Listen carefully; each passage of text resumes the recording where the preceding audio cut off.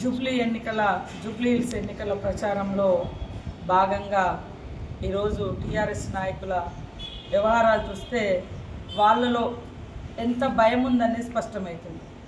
ఈరోజు కాంగ్రెస్ పార్టీ అధికారంలో ఉండి ప్రజా సంక్షేమానికి కట్టుబడి మరొకవైపు అభివృద్ధి, మరొక దిక్కు ప్రజా సంక్షేమాన్ని అమలు చేస్తున్నటువంటి ప్రభుత్వం కాంగ్రెస్ ప్రభుత్వం, రేవంత్ రెడ్డి గారి ప్రభుత్వం.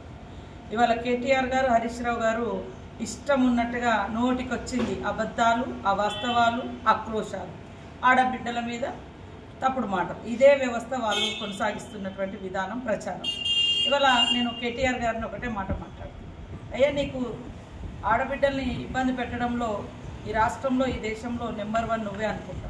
ఎందుకంటే సొంత చెల్లిని సహించలేకపోయినావు, మాగంటి గారి తల్లిని కూడా ఇబ్బంది పెట్టినవని 90 ఏళ్ళ వయసున్నటువంటి ఒక తల్లి వచ్చి ఆమె ఆవేదన వ్యక్తం చేస్తుందంటే నువ్వు ఎలాంటి ఘనాపాటివో, ఎంత మోసకారివో, ఎంత మరి దుర్మార్గునివో నీ చెల్లి మాటలలో, మాగంటి గారి తల్లి మాటలలోనే బయటికి రావడం జరిగింది.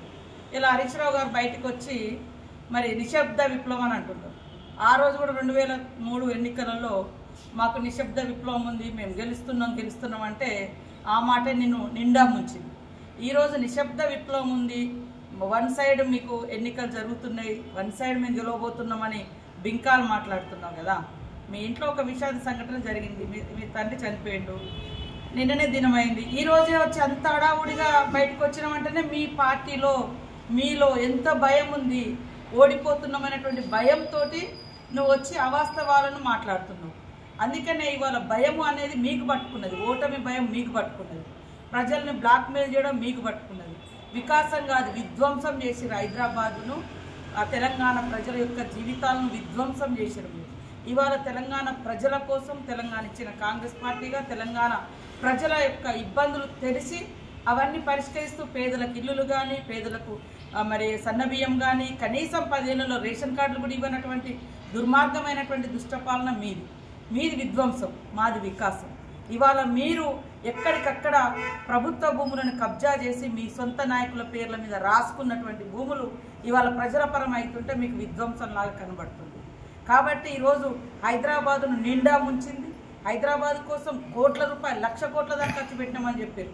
ఆ 1,00,000 కోట్లు మీరు ఖర్చు పెట్టుంటే హైదరాబాద్లో ఇవాళ సైడ్ లైన్స్ లేవు, ఎక్కడెక్కడ మోరీలు పొంగి పొర్లుతున్నాయి, రోడ్లు చక్కగా లేవు, మరి కెనాల్స్ చక్కగా లేవు, బ్రిడ్జెస్ లేవు, కనీసం ఒక గల్లీ నుంచి ఇంకో గల్లీకి రోడ్ వ్యవస్థ చక్కగా లేదు. ఇవన్నీ మీరు మింగిరు కాబట్టి ప్రజలకేం నిలబడలేదు. అందుకని ఇప్పటికే 3 సార్లు మీకు ఓట్లు ఇస్తే మీరు ఏం ఒరగబెట్టారు ప్రజలకు అర్థమైంది. ఇవాళ కాంగ్రెస్ మోసం చేసి జూబ్లీ హిల్స్లో మీకేసారు ఓట్లు గతంలో. ఇప్పుడు మాకు ఓటే చూడండి ప్రజలారా, మేము ఏం చేస్తామో చూపిస్తున్నాము. ఇప్పటికే మరి పెద్ద ఎత్తున అభివృద్ధి కార్యక్రమాలు చేపడుతుంది. గతంలో 3 సార్లు మీకు ఓట్లయితే జూబ్లీ హిల్స్ ప్రజల్ని మీరు నిండా ముంచిండ్రు. ఇప్పుడు మేము వాళ్ళకి కావాల్సినటువంటి సౌకర్యాలు కల్పిస్తున్నాము. కాబట్టి ఒక్కసారి ఓటే చూడండి ప్రజలారా. ఇక్కడ ఈరోజు మరి 2 ఏళ్లలో మేమేం చేసినాం, 10 ఏళ్లలో వాళ్ళు ఏం చేసిర్రో తెలుస్తుందని కూడా ఈ సందర్భంగా తెలియజేస్తాను.